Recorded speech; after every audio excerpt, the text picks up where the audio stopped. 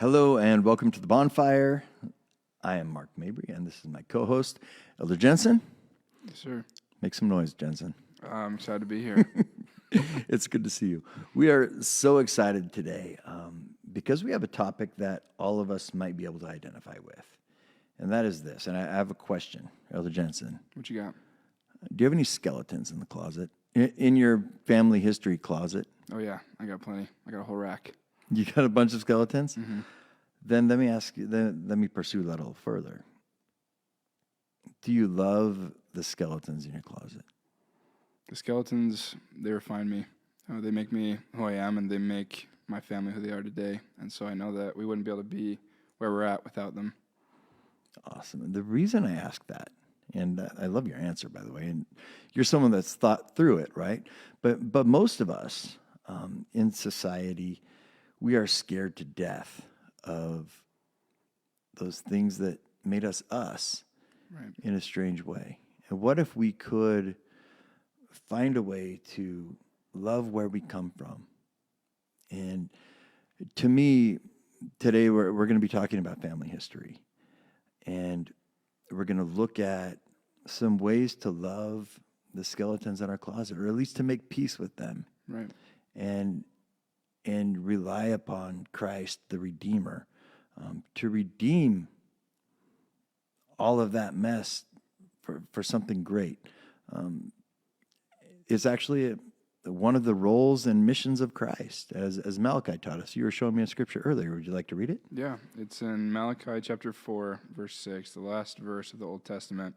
It says, "And he shall turn the hearts of the fathers to the children, and the hearts of the children to their fathers, lest I come and smite the earth with a curse." Thank you.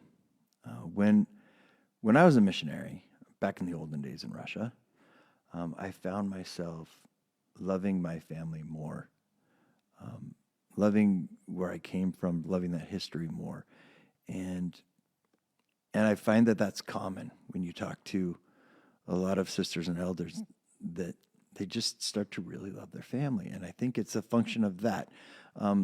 We've got a few missionaries that want to share some thoughts about their family and family ties, and so let's go to them. Great Grandpa Hendricks was a man of service. He loved serving everybody. He would get up at 2 or 3 in the morning and he'd drag my grandpa along with him. And what he would do is they would drive along the interstate in Nevada and help people whose cars had broken down or they had a flat tire and make sure that they'd get home safely. So, my fourth great-grandfather was named Ebenezer Beasley, and he's cited as the composer for a dozen hymns, including Reverently and Meekly Now and High on a Mountaintop, which it was really cool because every time I hear those hymns, or I get to sing those hymns, I'm getting to effectively hear his testimony over and over again all these years later. Hi all, my name is Sister Huffaker, and I have an ancestor. His name is Lyman Stevens, and he was one of the first members of the Church of Jesus Christ of Latter-day Saints, and his baptismal certificate is actually signed by Joseph Smith. Later on in his life, he was able to help build the Nauvoo Temple, and later on became a doorkeeper, where he was able to witness Joseph Smith cast out a devil from his brother Hiram Smith, and later on became a bodyguard to Joseph Smith. And being a bodyguard to Joseph Smith, he was able to faithfully accept assignments given to him and fulfill them. Later on, he had to leave his wife and his family because he became one of the 500 men that went on the historical trek of the Mormon Battalion. I have an ancestor named Ezra. One time, he had a question about if he should follow the prophet, so he went out into a snowy field to pray. And as he was praying, he heard footsteps in the snow. He was like, "What?" It happened 3 times. And he realized where it came from, and he said, "Mr. Devil, you may crunch snow crust, but I will pray." So he prayed, the sound stopped, and he got his answer. Thanks to family history, I was able to find an ancestor who shared my exact same name, and he was an example to others, making me strive to be an example to others as well, so others can follow my lead, and I can be an example to those who look up to me.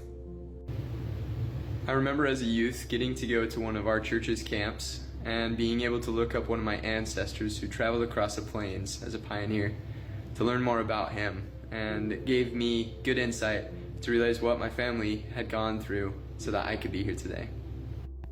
I have an ancestor named Peter Cottonwood who was a legend.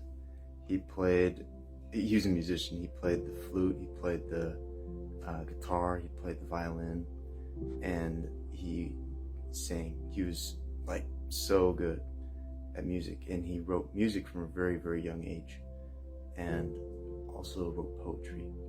And that's something that I'm really interested in too, is music, and it's interesting to find that out. Yo, what's up? My name is Elder Wilco, and today I wanted to talk about my great-great-grandpa, Frank Frederick Wilson. He actually went to prison because he burned down a creamery. Later he was let out of jail because they found out he was tricked into it. He wasn't smart enough to perform the operation on his own. And after he got out of prison, he changed his last name to Wilco. So as you can see on my tag, it says Elder Wilco, not Elder Wilson, because he changed his last name, which is super crazy because my last name could have been Wilson, which would have been awesome, right? In the 1860s, there was a couple named David and Serena, and they were going to a church meeting. Serena had dragged him along to this church meeting he didn't want to go to. One of the hymns that came on, it's called "Oh My Father." It really touched his heart, as that song speaks about a lot of peace that can be had in knowing what comes after this life. And they had just lost their first child. They eventually moved to the United States and started a big old giant family. They are my fourth great grandparents. I am here now, and I'm very blessed to be able to know about that story. My grandma was my great grandma was so cool. She was in Mexico at the time of Pancho Villa, and they came and they raided a lot. And there was one day when they came and they were going to take her milk cow that she needed to have milk for her kids so that they could make it through that time. And she went out and stood in front of the barn, and she said, "No, you're not going to take my cow."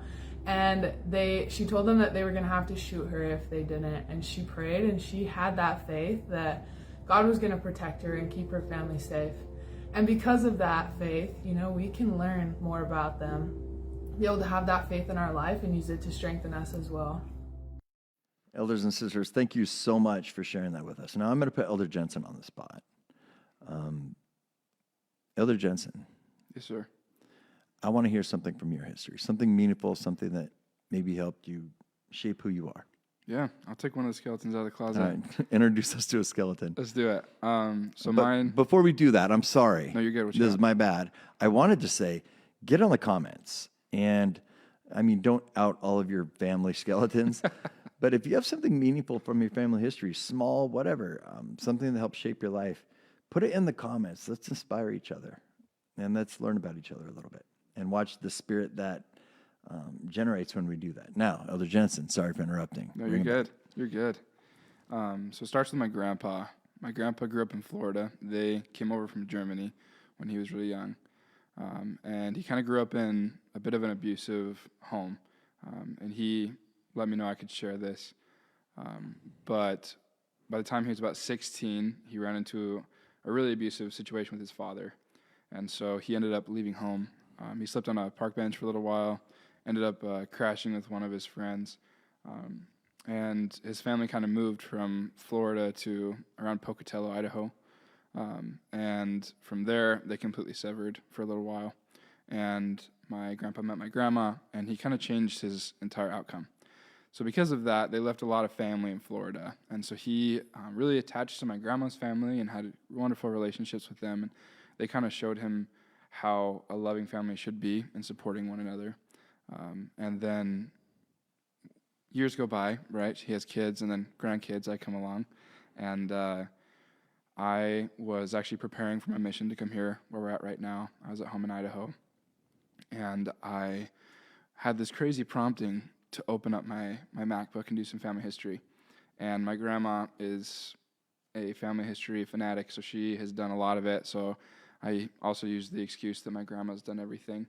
But I opened it up, and I started going through, and I started getting to my grandpa's line. And his line's really difficult because he's German, and with World War II and everything, a lot of records were lost.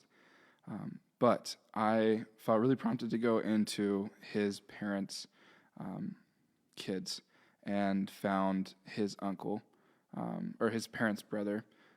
And then I found his uncle, and his uncle was Bobby Ray Sistrunk. And then I saw a second Bobby Ray Sistrunk in the line. And so I thought, oh, maybe one of them's in the wrong spot for sure. So I started doing some research. I actually called up my grandpa, and he explained that there's two different individuals.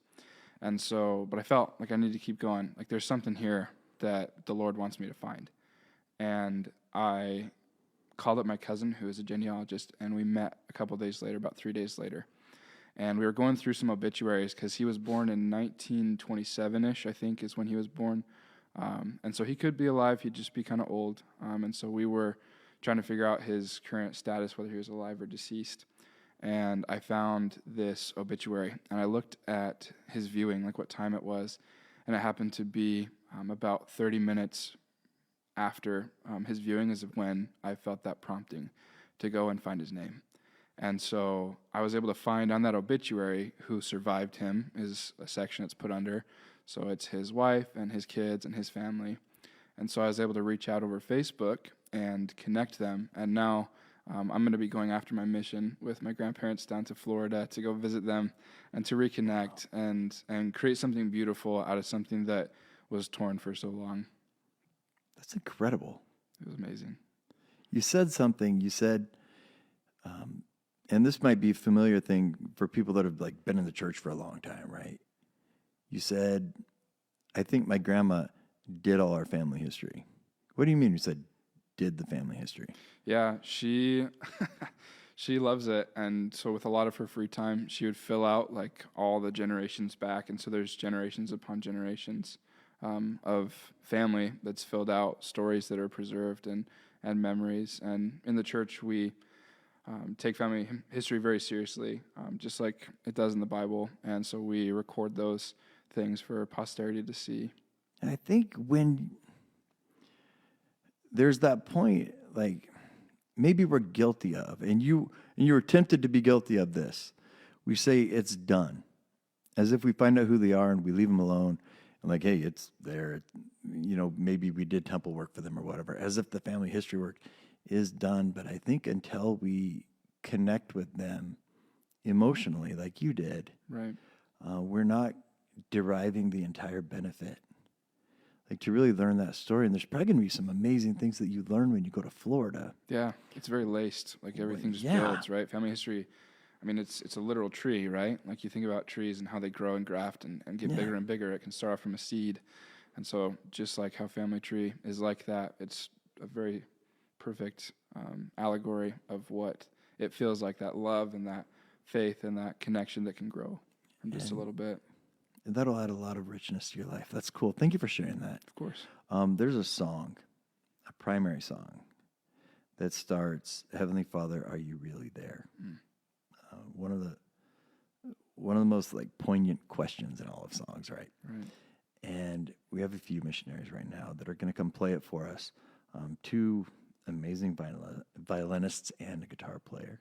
So they're going to come up here. We're going to swap spots, and they're going to play the instrumental version of that song. So if somebody wants to put the lyrics in the comment section, just go copy and paste them, so we can think about those lyrics as they play. That would be amazing.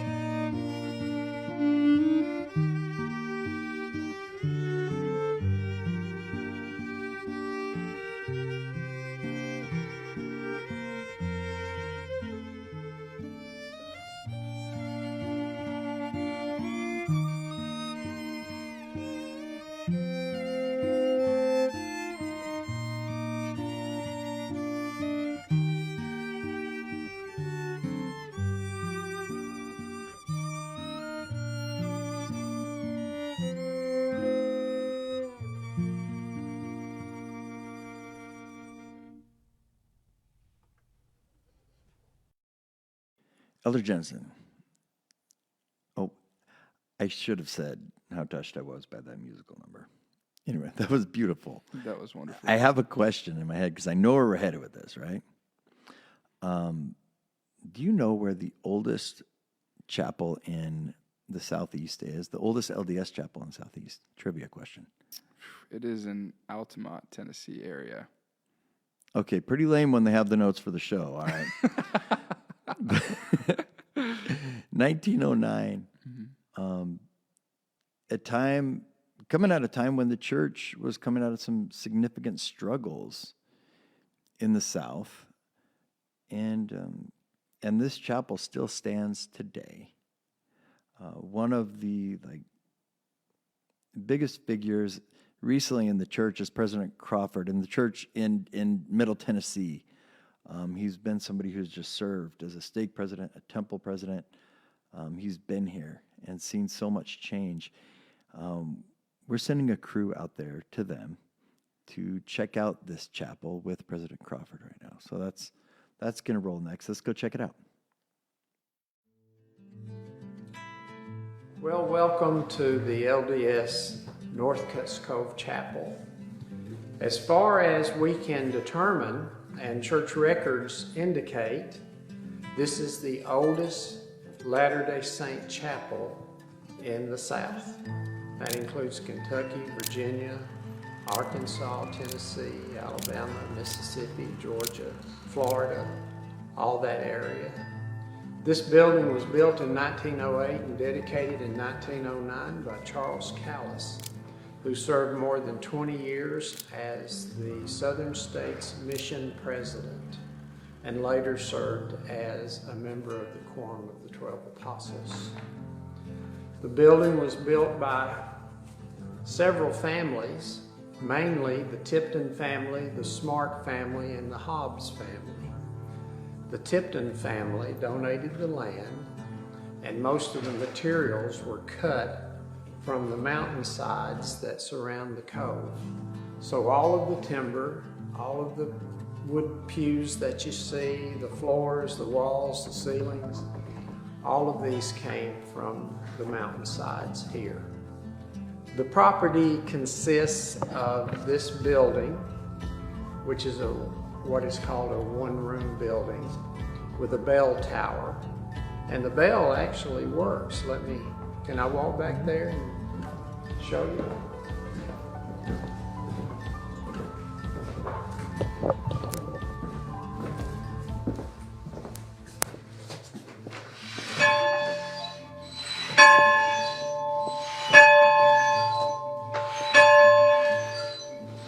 The missionaries would come out of Salt Lake City by train and would come to Chattanooga, which was the mission home for the Southern States Mission.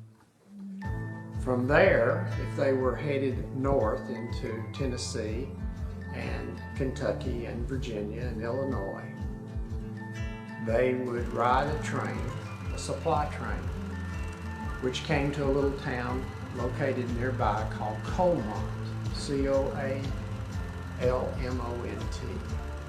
And of course they dug coal there and loaded it on the train. The missionaries would ride in the boxcars, and they would get off the train, walk down here where their training conferences were held in this building. So the missionaries would meet here, they would be trained by President Callis, and then they would begin to walk.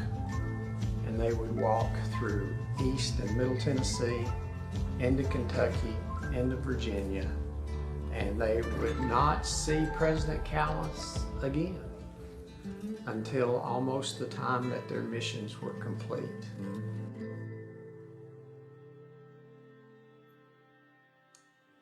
My wife's great-grandmother joined the church in about the time that this building was built.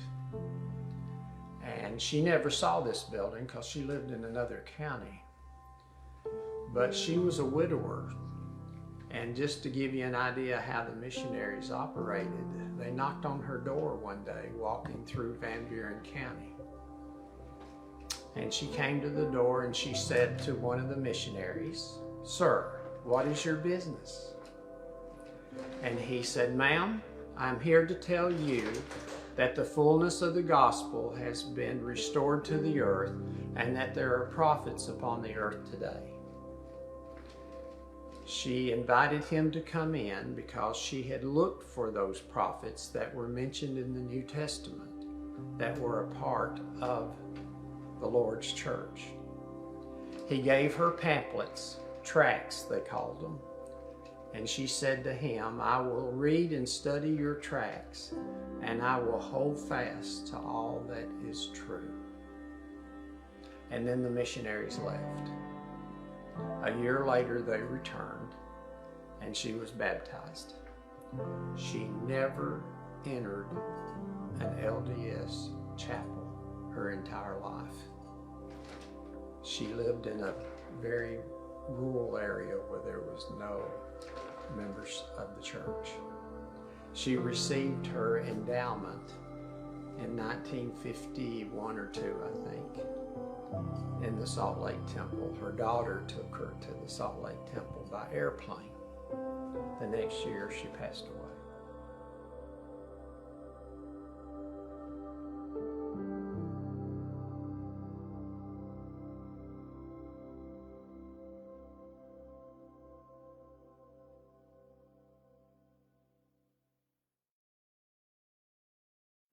Thank you. It's cool to have such a cool history and colorful history with the church here in Middle Tennessee. It's great. Elder Jensen was over at my house a couple of days ago and talking to me about this special ministry that he and his companion have right now to help people with their family history work. And I said, tell me a story. And they were telling me a story about a guy that's going through his family history. And I forget what triggered this conversation, but it was something around the idea that we should try to avoid looking at the bad parts of our past. Right. And I thought about the book of Matthew and the role that Matthew plays in Malachi's mandate to turn the hearts of the children to the fathers. Jesus has a lot of skeletons in his family history closet. Yeah, there's a few. So we opened up Matthew 1, and I've been doing a little project looking at the good guys and the bad guys in Matthew's genealogy of Christ. And I circle the bad guys and I square the good guys. I'm not totally done yet, but there are so far more bad guys than good guys. Something super interesting, though, and I didn't want to necessarily categorize these people as good or bad guys because these stories are so rich, and the Bible didn't call them evil like they did to like Rehoboam or Jeconiah or some of the others. But the women in Jesus's family tree are amazing. First, it starts with Tamar. Now, Tamar was the daughter-in-law of Judah. And hide the kids and go read Genesis 38 and 39. There's a couple skeletons there. Yeah, don't do it for scripture study, all right? Because the story of Judah and Tamar is a Springer episode. It's scary, but ultimately, that's Jesus's whatever grandma, all the way up, right? And then you have the next woman listed is Rahab, who was called a prostitute, who was the woman that when Joshua sent spies in before they were going to attack, they stayed at Rahab the prostitute's house, and they promised her that they would save her and her family. So again, like two kind of weird stories. And again, Jesus's great whatever grandma. Then you get Ruth, who was just a saint. She was amazing. So thank you for that. Like that's the bright spot in the family history, right? And then you get to Bathsheba. Also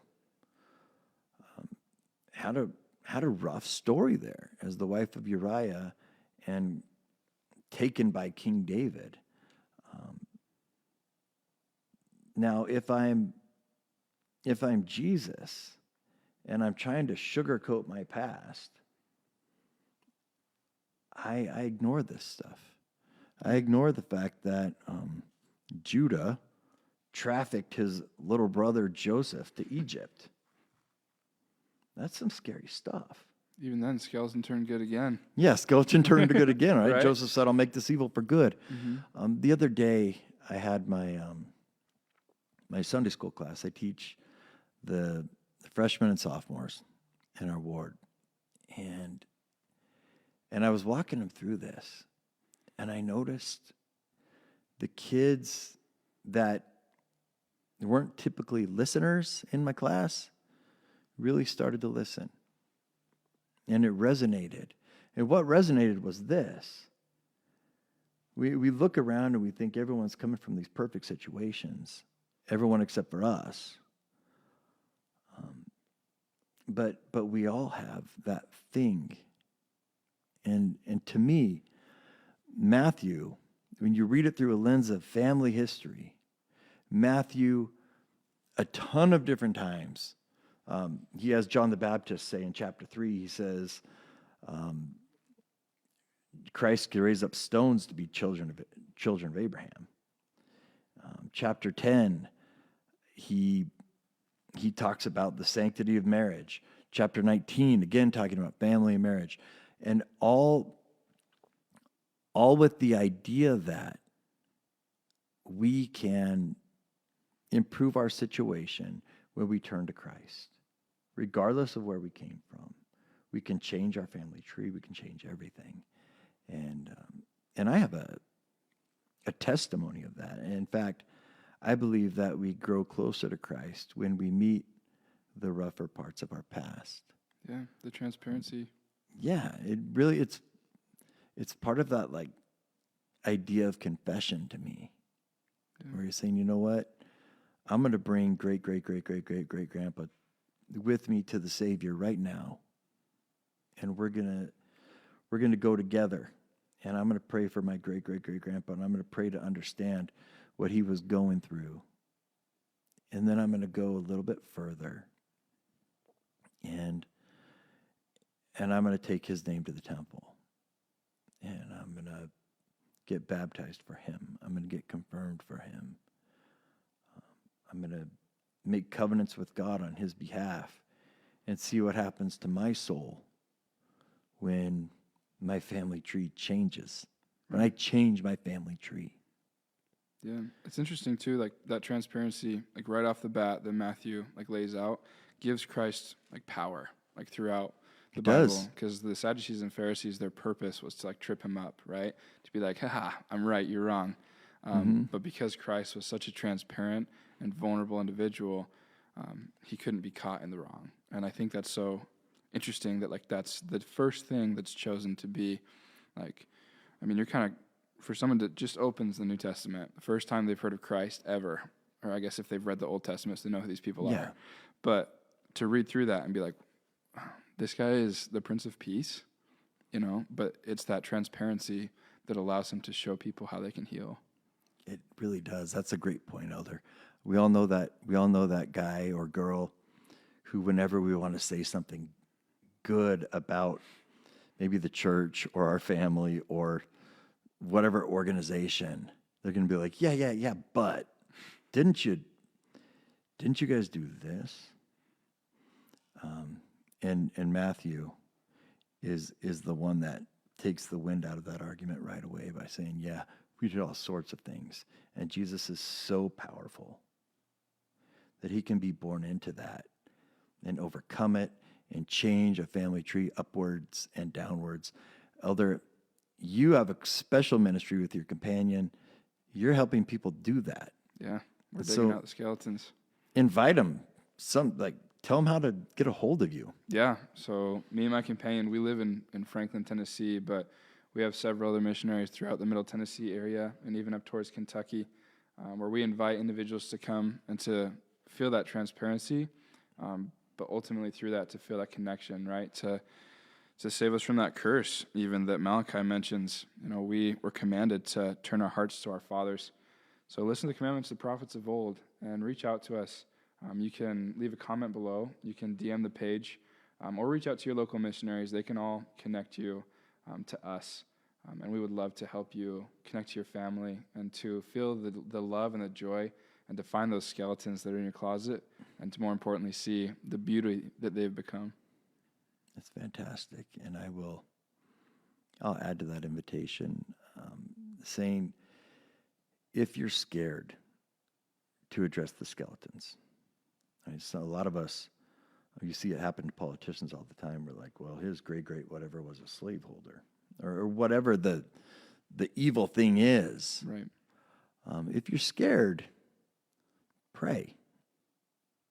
Pray about your approach to family history and watch how you see yourself differently. I promise you will. Thank you for being here tonight. Elder Jensen, thanks for being here. Thanks for having me. Thanks for your work. This is the Bonfire, and we'll see you again next week.